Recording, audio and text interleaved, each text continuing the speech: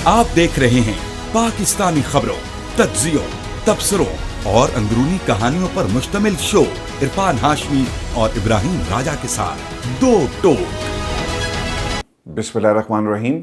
अस्सलाम वालेकुम, मैं हूं इरफान हाशमी और आपको प्रोग्राम में खुशामदीद कहता हूं। और हमारे साथ मौजूद हैं इब्राहिम राजा साहब। अस्सलाम वालेकुम। वालेकुम अस्सलाम। प्रोग्राम के इब्तिदा में आप तमाम दोस्तों से दरख्वास्त है कि आप चैनल को ज़रूर सब्सक्राइब करें। बहुत कम इंडिपेंडेंट आवाज़ें पाकिस्तान में रह गई हैं, तो आपने साथ देना है हमारा। और वीडियो अगर पसंद आए तो इसे शेयर करें, लाइक करें और अपने कमेंट ज़रूर भेजिएगा। इस बहस के अंदर ज़रूर शामिल हो, इस डिबेट का हिस्सा बने। पाकिस्तान की जो खबरें हैं और हुकूमत का किरदार और इदारों का किरदार और पाकिस्तान में सियासी जमातों का किरदार जमहूरियत के हवाले से, और जो खबरें पाकिस्तान के हवाले से हम आपके साथ शेयर करते हैं। राय साहब, जो पिछले 12 घंटे गुजरे और पिछले 3 दिनों का पाकिस्तान के अंदर बसंत का माहौल, और फिर उसके साथ साथ पाकिस्तान तहरीक इंसाफ की हिकमत अमली, और इस हिकमत अमली का क्या नतीजा निकला, एक तो हम इसको आज एनालाइज करेंगे। पाकिस्तान के राय साहब बड़े छोटे शहर तकरीबन कोई 127-28 के करीब बनते हैं। इन 127-28 शहरों के अंदर तहरीक इंसाफ की कॉल के ऊपर आवाम का क्या रिएक्शन था, एक तो हम इसका एक पूरा अहाता करेंगे। और इसके साथ साथ राय साहब, अब अगला पड़ाव क्या है? तहरीक इंसाफ तहरीक को अपने अरूज पर ले गई। लोगों का ख्याल था कि 8 फरवरी को शायद कोई कॉल दी जाएगी, वो कॉल नहीं आई। और इसके साथ साथ हमने ये भी देखा कि मशअल बरदार जो जुलूस हैं निकाले गए, रैलियाँ निकाली गई, इस्लामाबाद में भी निकाली गई। तहरीक तहफ़्फ़ुज़ पाकिस्तान का काफ़िला था, लोग थे, पुलिस थी, कुछ लोगों को गिरफ़्तार भी किया गया। हैदराबाद में भी गिरफ़्तारियाँ हुई हैं, और फिर दीगर कुछ खबरें वो भी शामिल करेंगे आज के इस नशिस्त में। और फिर फजल रहमान साहब ने कुछ बातें कही हैं, और फजल रहमान साहब ने पाकिस्तान के ताकतवर हलकों को क्या पैगाम दिया, इमरान खान का उन्होंने नाम लेकर क्या कहा, और 2 हाथ आगे जाने की वो बात कर रही हैं। ये 2 हाथ किस तरह आगे जाएंगे और क्या वो कहना चाह रहे हैं, इसकी तफसील भी रखेंगे अपने सुनने वालों के लिए आज की इस नशिस्त में। लेकिन ऐसा जो सबसे इम्पोर्टेंट खबर है वो पाकिस्तान तहरीक इंसाफ की 8 फरवरी की कॉल, और दुनिया के 7 बर-ए-आज़मों में तहरीक इंसाफ के अगर ये कहा जाए कि लोगों ने इकट्ठे होकर इस हुकूमत के ख़िलाफ़ एहतजाज किया। और ये गलत बिल्कुल भी नहीं होगा, क्योंकि ये आवाज़ सिर्फ पाकिस्तान में नहीं बल्कि पूरी दुनिया में अब उठ रही है। 127 शहर हैं, 7 बर-ए-आज़म हैं, 7 बर-ए-आज़मों में मुख्तलिफ़ शहरों में लोगों ने हाई कमीशन के बाहर या फिर अपनी अपनी हुकूमतों, जैसे लंदन के अंदर 10 डाउनिंग स्ट्रीट के बाहर एहतजाज हुआ, इसमें पार्टिसिपेट किया है। राय साहब, जो खबरें आई आज सारा दिन, जो कल हमने देखा और आज जब हम ये प्रोग्राम रिकॉर्ड कर रहे हैं, और इस वक्त पाकिस्तान में इस वक्त सुबह हो चुकी है, 9 तारीख है। एक तो लाहौर के अंदर लोग निकले, बेशक बसंत मनाई जा रही थी, लेकिन रात को जो तहरीक इंसाफ की कॉल थी उसके ऊपर हमें कुछ रैलियां देखने को मिली। रावलपिंडी में लोग निकले हैं, इस्लामाबाद के अंदर लोग निकले हैं, और एक लंबी लिस्ट है। हैदराबाद के अंदर गिरफ्तारियां भी की गई हैं, कराची के अंदर गिरफ्तारियां हुई हैं, बलूचिस्तान में लोग निकले हैं, सियालकोट के अंदर लोग निकले, बालाकोट में लोग निकले हैं, सिकरदू में लोग भी निकले हैं। यानी लोगों ने पाकिस्तान तहरीक इंसाफ की कॉल के ऊपर मुकम्मल लब्बैक कहा। अब ये कितनी कामयाब थी या कितनी कामयाब नहीं है, यहाँ पर तो राय साहब 8 फरवरी को जो मैंडेट चोरी किया गया उसे भी कोई तस्लीम नहीं करता, और तहरीक इंसाफ के बारे में कहा जाता है कि वो हार गई। हालांकि फॉर्म 47 की हुकूमत ने जिस तरह इस निज़ाम के ऊपर और इस हुकूमत पर कब्जा किया वो पूरी दुनिया देख रही है। आपने भी राय साहब वीडियोज़ देखी और आप मुसलसल राब्ते में भी थे। किस तरह देखते हैं इस एहतजाज को, कितना कामयाब रहा ये एहतजाज? मैं लाहौर की कुछ वीडियो से इख्तलाफ ज़रूर करूँगा। जिस तरह शाह आलम मार्केट की लोगों ने वीडियोज़ शेयर की हुई थी, तो शाह आलम मार्केट बेशक एक टाइम में एशिया की सबसे बड़ी मार्केट थी, कपड़े की मार्केट भी यहाँ पर है। तो इतवार वाले दिन तो ये मार्केट हमेशा बंद होती है। लोगों ने कुछ वीडियोज़ शेयर की हैं, लेकिन जो इंटरेस्टिंग बात थी राय साहब, जो लाहौर का दिल है, बिल्कुल सेंटर लक्ष्मी चौक, वहाँ पर बताया जाता है कि नाश्ते की दुकानें बंद थी और लोगों ने एहतजाज किया। बट हैविंग सेड दैट, ये जो सिचुएशन मैंने आपके सामने रखी, किस तरह आप देखते हैं एहतजाज कामयाब हुआ? What is in this for PTI, और तहरीक इंसाफ अब क्या करेगी? एहतजाज को लेकर इस पर किस तरह से कैपिटलाइज किया जा सकता है, और आज के इस एहतजाज ने हुकूमत की साख्त पर कितना बड़ा डेंट डाला है? राय साहब। देखें हाशमी साहब, एहतजाज तो ज़बरदस्त तरीके से कामयाब हुआ है। लेकिन इसके अंदर जो दो खबरें हैं, इन दोनों खबरों को जांचना और परखना बहुत ज़रूरी है। नंबर 1 कि क्या एहतजाज कामयाब हुआ है, क्या शटर डाउन हुआ है, क्या पहिया जाम हुआ है? तो इसका जवाब है कि बिल्कुल हुआ है, बहुत बड़े पैमाने पर हुआ है। और इसकी कुछ अंदरूनी कहानी भी हम अपने व्यूअर्स के सामने रखते हैं कि इस शटर डाउन को, इस पहिया जाम को नाकाम बनाने के लिए इस हुकूमत ने फहरिस्तें बनाई, ताजरों को भी और इसी तरह जो आपकी ट्रांसपोर्ट कंपनीज हैं उनकी भी, और जो इंडिविजुअल ट्रांसपोर्टर्स हैं यानी जिनकी वैन्स हैं, जिनकी बसेज हैं, उनकी भी। और 8 फरवरी से पहले 4-5 दिन पहले इन सब से रब्ता करके इनको ये कहा गया कि आपने दुकानें खोलनी हैं, अगर आपने अपनी दुकानें बंद की तो आपके ख़िलाफ़ हम मुकदमात बनाएंगे, और मुकदमात भी हम इस किस्म के बनाएंगे कि आपने रियासत के ख़िलाफ़ एक इक़दाम किया है। ये रियासत के ख़िलाफ़ इक़दाम का जो मुकदमा होता है वो बड़ा खौफनाक मुकदमा होता है हाशमी साहब, और उसमें ये फिर पूरे ख़ानदान को लपेट में ले लेते हैं। इस तरह से लोगों को रब्ता किया गया और उन्हें कहा गया कि ना तो आपकी ट्रांसपोर्ट चलेगी, आपने ट्रांसपोर्ट चलानी है और दुकानें भी खोलनी है, और अगर आपने बंद की और इसी तरह अगर आपने ट्रांसपोर्ट न चलाई तो आपके खिलाफ मुकदमात बनेंगे।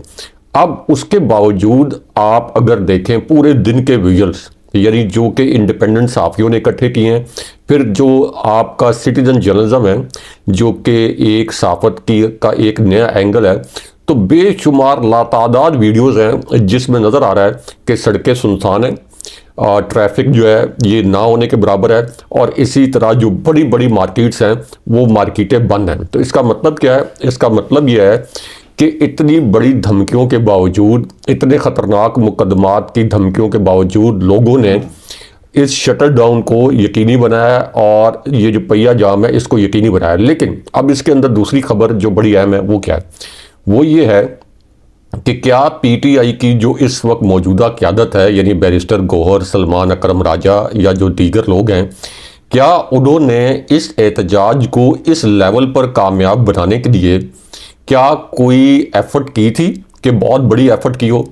क्या इस लीडरशिप ने 8 फरवरी के इतने बड़े पैमाने पर कामयाब एहतजाज के लिए बैरिस्टर गौहर नजर ही नहीं आए जी, तो क्या इन्होंने कोई एफर्ट की थी? तो उसका जवाब नफी में है। अब इससे आप ये अंदाजा लगा लें कि इमरान खान साहब जो कि जेल में बैठे 918 दिन से, उसके बावजूद कि इमरान खान साहब की पार्टी के जो लोग हैं कॉम्प्रोमाइज्ड, उन्होंने 8 फरवरी के एहतजाज पर मेहनत नहीं की, लेकिन लोग जो हैं इमरान खान साहब से और इतनी मोहब्बत करते हैं और इस हुकूमत के लिए उनकी इतनी डिसलाइकिंग है जो कि नफरत में बदल रही है 8 फरवरी 2024 का इलेक्शन लूटने के बाद, कि लोगों ने आज खुद, यानी ये लीडरलेस एहतजाज था, लोगों ने आज खुद इस एहतजाज में हिस्सा लिया और लोगों ने इमरान खान साहब के लिए और पीटीआई के लिए ये नामुमकिन को मुमकिन कर दिखाया।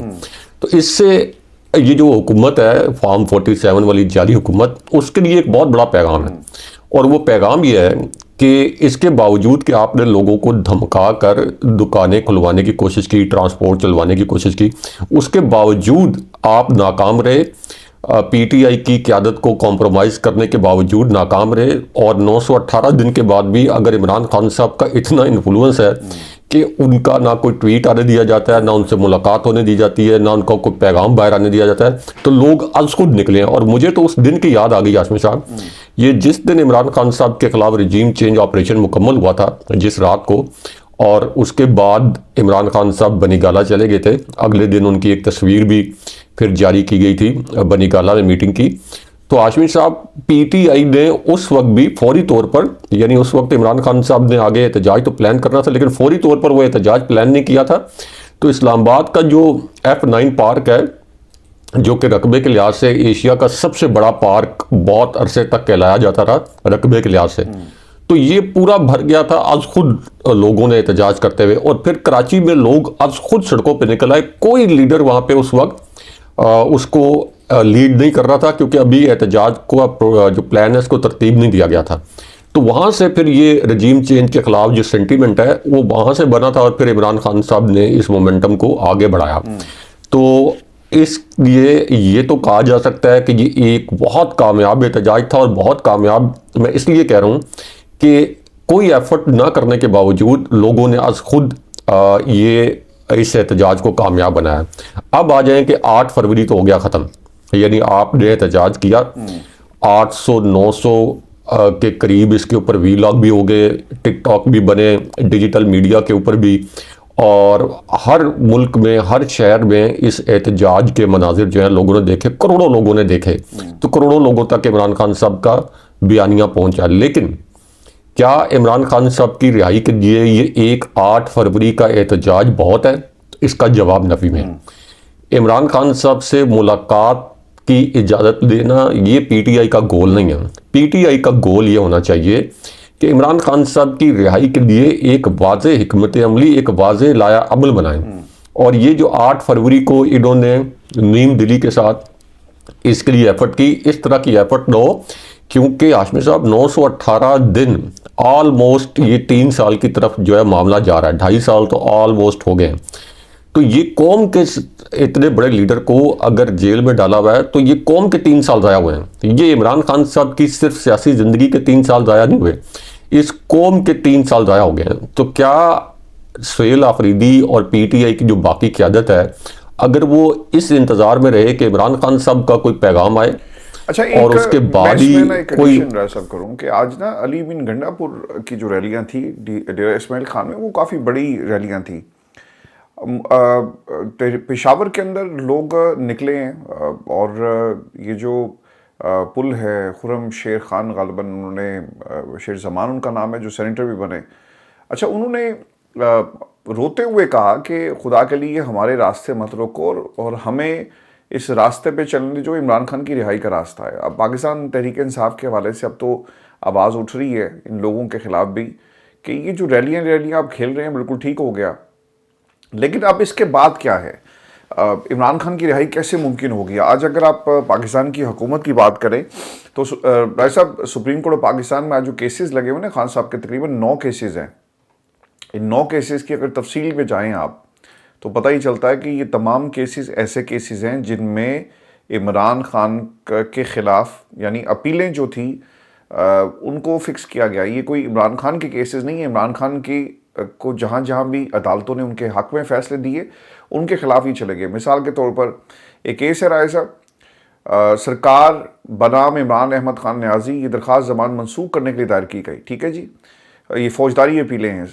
एक और ये दरख्वास्त फ़ौजदारी दरख्वास्त, ये दरख्वास्त भी ज़मान मनसूख करने के लिए प्रोसिक्यूटर पंजाब बनाम बुशरा बीबी।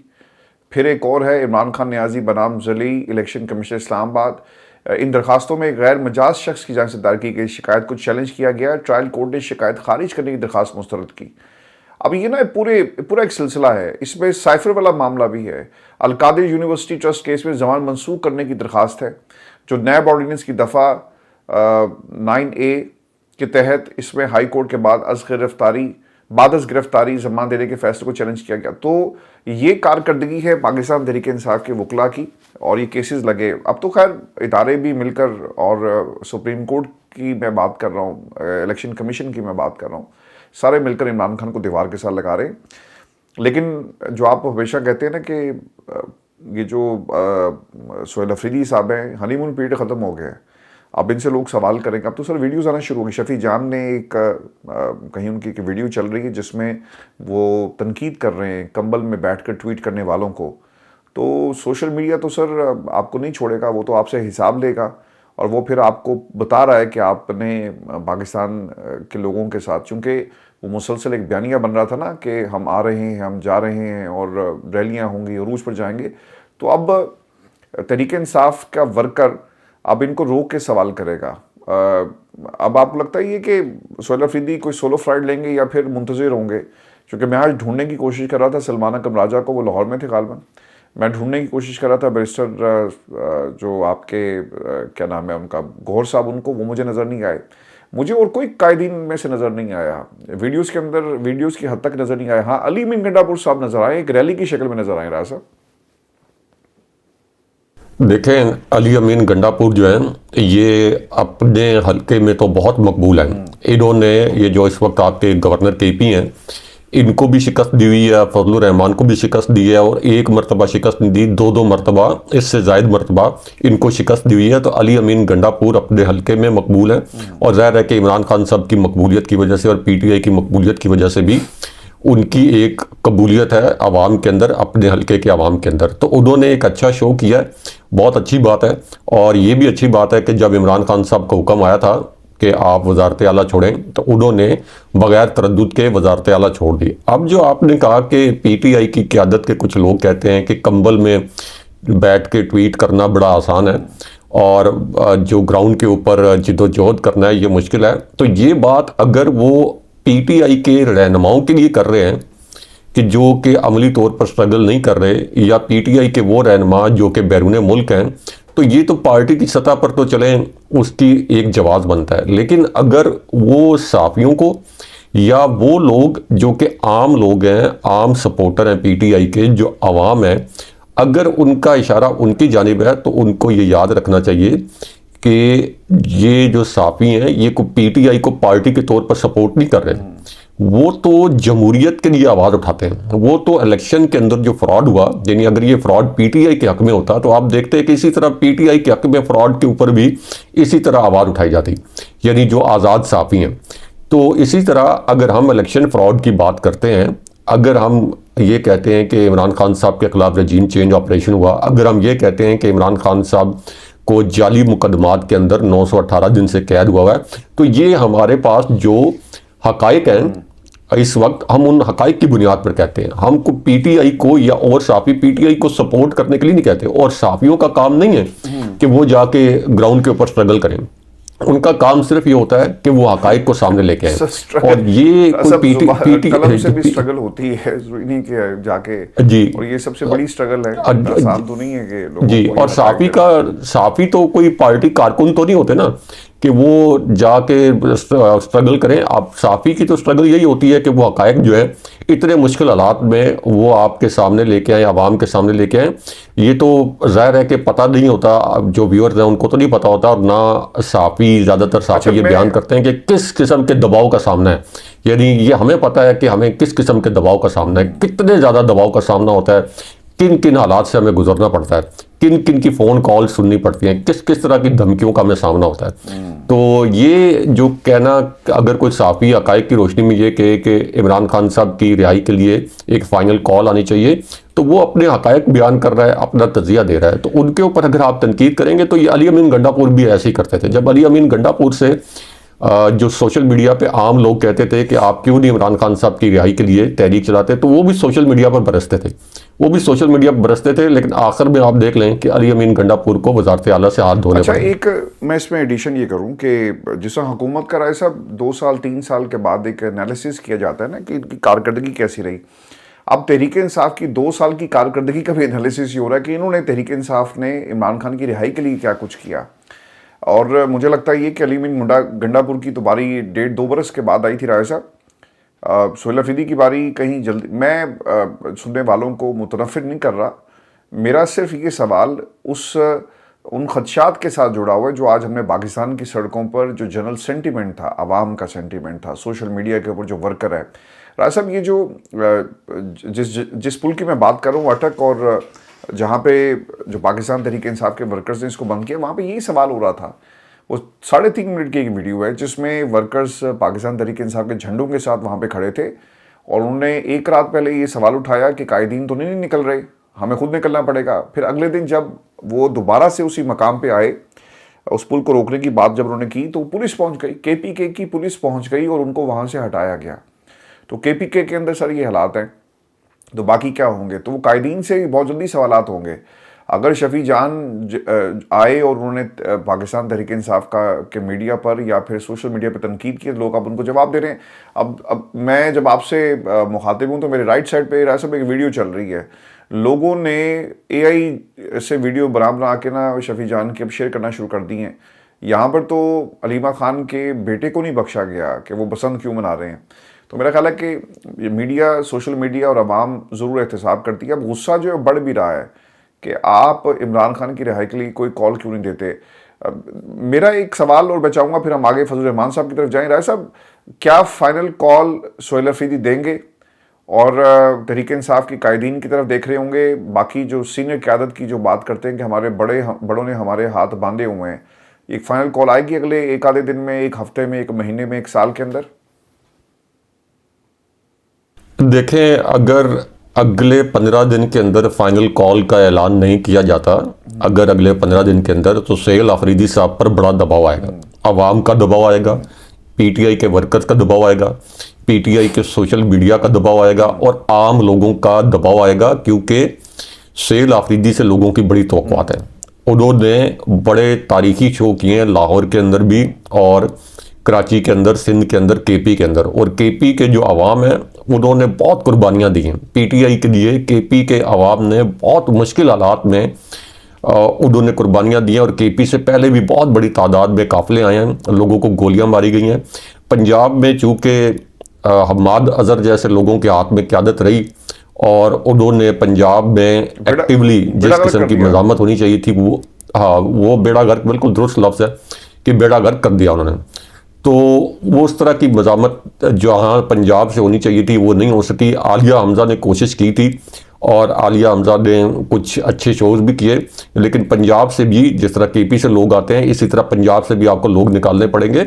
ऐसा नहीं है कि पंजाब के में कोई मरियम नवाज़ को अच्छा काम कर रही हैं तो पंजाब से लोग निकलना नहीं चाहते या उनके अंदर कोई मरियम नवाज़ के लिए हमदर्दी या पीटीआई के मुखालिफ हो गए हैं।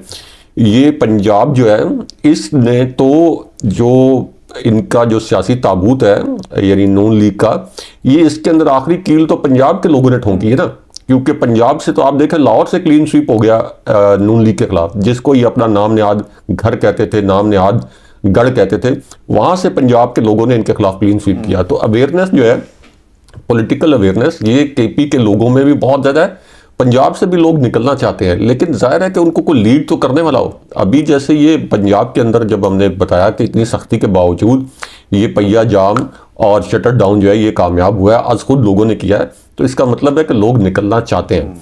तो सोहेल आफरीदी साहब को अब अपनी मकबूलियत, अपना जो उनका करिश्मा बना है, लोगों को उनसे बहुत तवक्कुआत है, लोग उनसे बेपनाह सियासी तौर पर मोहब्बत करते हैं। आम लोग वो चाहते हैं कि सोहेल आफरीदी अब इमरान खान साहब की रिहाई के लिए अमली इकदाम करें। अगर वो नहीं करेंगे तो जाहिर है कि लोगों में बेचैनी, इसतराब बढ़ेगा, क्योंकि सोहेल आफरीदी इमरान खान साहब से बड़े फिगर तो नहीं है। मैं ना इसमें जो मेरा ख्याल है कि व्यूअर्स ने भी इसके ऊपर ज़रूर जो है वो देखा होगा। राजा साहब, अगर पाकिस्तान का सोशल मीडिया अलीमा खान के बच्चों को नहीं बख्श सकता तो फिर सोहेल आफरीदी या कोई और, मेरा नहीं ख्याल, क्योंकि जितनी कुर्बानी अलीमा खान दे रही है राजा साहब, वो बेटा जिसको उठा कर लेकर चले गए, दूसरे को उठा लिया, प्रेशर है। और फिर उसके बाद अलीमा खान हर मंगल को अपने आप को पेश कर देती हैं मार खाने के लिए, बहनें पेश कर देती हैं, उनको मारा जाता है। और वो अपनी एक रुदात सुना रही थी कि किससे उनको पानी, जो वाटर कैनन निशाना बनाकर बार बार नीचे गिराया गया। तो अगर उन्हें नहीं बख्शा गया तो फिर पीछे क्या रह जाता है? राय साहब, पाकिस्तान के अंदर फजल रहमान साहब, मैं क्विकली इसके ऊपर हम जो उन्होंने कहा है इमरान खान साहब के हवाले से, और वो ये कहते हैं कि जो कुछ इमरान खान ने किया हम उससे 2 हाथ आगे जाकर बहुत कुछ कर सकते हैं। ये फजल रहमान साहब ने बात की, एक यूथ कन्वेंशन में खिताब किया। हमारे दोस्त मुल्क ने आदमी तजारत के लिए पाकिस्तान को चुना। हमें शिकायत थी कि पीटीआई हुकूमत ने सी पैक मनसूबा रोका, मौजूदा हुकूमत में भी एक ईंट का इजाफा नहीं हुआ, मुल्क में जाली मैंडेट के जरिए जाली हुकूमत बनाई गई। आप शफाफ तरीके से हुकूमत बना लें, हम ज़रूर कबूल करेंगे। मुल्क में कारोबार ख़त्म हुआ, पाकिस्तानियों की मेहनत सरमाया बाहर जा रहा है। इल्ज़ाम तराशी की सियासत नहीं करते, उनकी रविश में इंतहा पसंदी नहीं, इतदाल और दलील है। 8 फरवरी के नताइज मुआशी और सिक्योरिटी नाकामी की शक्ल में सामने आ रहे हैं। आप एग्री करते हैं फजल रहमान साहब, या एक होता है ना कि प्रेस रिलीज़ जारी कर देना? देखें, ऐसे लीडरान जिन्होंने माजी में हुकूमतों के ख़िलाफ़ बड़े बड़े इत्तेहाद बनाकर लीड किया हुआ, तो हुकूमत जो आज की आवाम है, आज 2026 में वो देखती होगी ना कि यार ये कहाँ गए, ये जो बहुत बड़े इनकलाबी बनते थे, आज ये क्यों खामोश हैं? तो राय साहब, ऐसा लगता है कि सिर्फ भरम रखने के लिए कि भाई हम भी इनकलाबी हैं, और वैसे भी इनकी सिस्टम में अब कोई मेरा ख्याल है ज़रूरत नहीं है, ना इनके वोट की ज़रूरत है, ना इनकी ज़रूरत है, ना इनके मदरसे के बच्चों की ज़रूरत है। देखें, फजल रहमान साहब अगर वाकई ही जो 8 फरवरी 2024 के इलेक्शन में जो जमहूरियत पर डाका डाला गया उसके बाद जिस किस्म की सप्रेशन का पीटीआई को सामना रहा, जिस तरह की आइनी तरमीम लाई गई जो कि सिर्फ पीटीआई के ख़िलाफ़ नहीं थी, यानी ओवरऑल आइन को पामाल कर दिया गया। तो अगर फजलुर रहमान साहब ने इसके ख़िलाफ़ कोई मज़ामत करनी होती तो वो मज़ामत कर चुके होते या मज़ामत का हिस्सा होते और पीटीआई के साथ खड़े होते। मतलब ये नहीं कि पीटीआई में शामिल हो जाते, लेकिन एक मज़ामती अलाइंस जो है वो ज़रूर बनाते हैं। लेकिन फजलुर रहमान साहब जो है वो पीटीआई को अपने लिए एक बहुत बड़ा सियासी ख़तरा समझते हैं और केपी से फजलुर रहमान साहब की सियासत का ख़ात्मा कर दिया है पीटीआई ने, क्योंकि उनके पास जो मदारिस के बच्चे हैं जिनकी वजह से वो आप ये कह लें कि सियासी मंजरनामे पर रहते हैं और जो आपके ताकतवर हल्के हैं उनके लिए भी ज़रा मुश्किल होता है फजलुर रहमान साहब को टैकल करना। तो ये फजलुर रहमान साहब खुद को थोड़ा सा रेलिवेंट रखने के लिए या खुद को थोड़ा सा जमहूरी टच देने के लिए कि देखें मैं भी जमहूरियत के लिए बोल रहा हूँ, वरना फजलुर रहमान साहब का जो किरदार है इस पूरी सूरत हाल में वो बहुत ही मायूस कुन है, बहुत मायूस कुन है उन लोगों के लिए जो ये समझते थे कि शायद फजलुर रहमान जो है, जिस तरह की एक दो उन्होंने शुरू में तकरीरें की थी, लेकिन मुझे कोई फजलुर रहमान साहब से कभी उम्मीद नहीं थी, क्योंकि फजलुर रहमान उसी सिस्टम के बेनिफिशरी हैं जिस सिस्टम के बेनिफिशरी नून लीग और आसिफ अली जरदारी का ख़ानदान है। फजलुर रहमान साहब भी कई दहाइयों से इसी सिस्टम के बेनिफिशरी हैं, रवायती किस्म के सियासतदान हैं। तो उनसे कोई इनकलाब की तवक्को करना या ताकतवर हल्कों के ख़िलाफ़ कोई मज़ामत की तवक्को करना, ये बात जो है, यानी अगर कोई तवक्को कर रहा है तो मुझे नहीं लगता कि उसकी कोई तवक्कुआत पर फजलुर रहमान साहब पूरे उतरेंगे। आप बिल्कुल ठीक कह रहे हैं। और आज सब इसमें एक एडिशन में ये कर दूं कि जो ख़बरें आ रही हैं पाकिस्तान के हवाले से और भारत की हठधर्मी, और भारत ने पाकिस्तान के ख़िलाफ़ हमेशा महाज खोले, लेकिन पाकिस्तान की हुकूमत ने ऐसा जो फ़ैसला किया भारत के साथ ना खेलने का, उसका नतीजा ये निकला है कि अब बहुत सारे ममालिक का प्रेशर हमारे ऊपर डाला जा रहा है कि हम शायद उनकी बात को मान लें। लेकिन खैर ये आने वाले दिनों में पता लगेगा कि पाकिस्तान जो है कोई ब्रेक थ्रू की तरफ जा रहा है या नहीं जा रहा, और वर्ल्ड कप में किस तरह से हमारी परफॉर्मेंस जो है, हमारी पार्टिसिपेशन होती है भारत के खिलाफ या नहीं होती। राय साहब अपना बहुत सारा ख्याल रखें। बाल बचे हैं जी पहले भी बाल बचे हैं नीदरलैंड से, तकरीबन मैच हार गए थे। तो फ़हीम अशरफ को दुआएं दें कि जिन्होंने आखिरी वक्त में मैच जितवा दिया, बड़ी सुक्की होनी थी और ये एक और अर्ली एग्जिट होता पाकिस्तान का वर्ल्ड कप से। बाल बचे।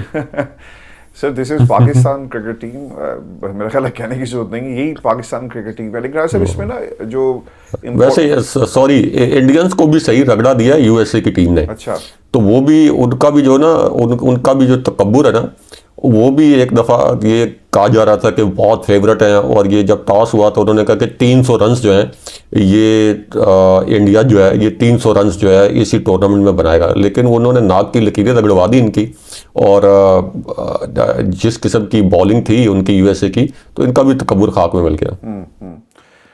अगले 12-13 घंटे बहुत इंपॉर्टेंट है, चूँकि पीसीबी के चेयरमैन जा रहे हैं मिलने के लिए शहबाज शरीफ साहब से, और इस बात का फैसला किया जाएगा कि पाकिस्तान ने खेलना है कि नहीं खेलना। लेकिन आईसीसी के डिप्टी चेयरमैन पाकिस्तान पहुंच गए हैं और कोशिश कर रहे हैं कि किस तरह मनाया जाए।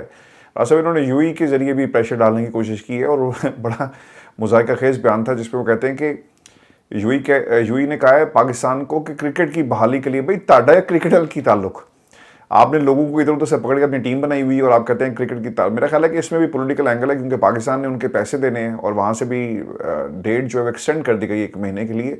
तो भारत ने ये चैनल भी केड़ा मुल्क है जिदे पैसे असि नहीं देने उनको दसो केड़ा मुल्क है जिदे पैसे नहीं देने। देखें हमारे दुश्मनों को पता है कि हमें किसी इसके पैसे देने हैं, और वो कह रहे हैं कि चलो अच्छा इनसे, जो अगर पाकिस्तान यूए की बात नहीं मानेगा तो जाहिर सी बात है वो कहेंगे हमारे पैसे अभी फौरी हमें दिए जाएं। तो पाकिस्तान के खिलाफ पूरे मिडल ईस्ट दे सी पैसे देने, चाइना दे पैसे देने, अमेरिका दे पैसे देने, आम बंदे के पैसे देने हैं। सबसे ज्यादा पैसा पाकिस्तानी आम बंदा देता है, टैक्स पेयर जो है वो सबसे बड़ा आम तनख्वाहदार तबका है। अपना ख्याल रखें दोस्तों, ये आज की वीडियो थी हमारी, अपने कमेंट जरूर भेजिएगा। कल आपसे दोबारा मुलाकात होगी, इजाजत दीजिए अल्लाह ने के बाद। अल्लाह के बाद।